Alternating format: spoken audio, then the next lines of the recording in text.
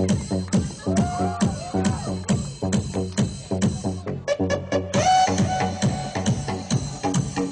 कदमों पर भरोसा करके मुनफरिद डांस के स्टेप, कभी हाथों पर यकीन के साथ हुआ दिलचस्प और हैरत अंगेज रक्स का मुजाहरा निजी यूनिवर्सिटी के 25 साल मुकम्मल होने पर।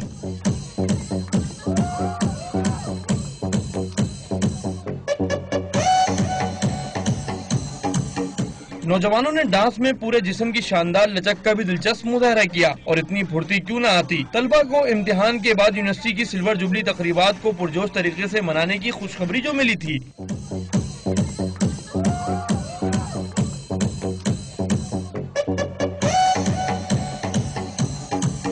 डांस हल्ला गुल्ला तो हुआ ही, तस्वीरें भी खूब बनवाई गईं। तलबा का कहना है कि कराची के हालात में जहनी सुकून हासिल करने के लिए ऐसी तकरीबात जरूरी हैं। यूनिवर्सिटी के 25 साल मुकम्मल होने पर तकरीबात का ये सिलसिला 1 हफ्ते तक जारी रहेगा। कैमरा टीम के साथ सैयद वसीम, डॉन न्यूज़, कराची।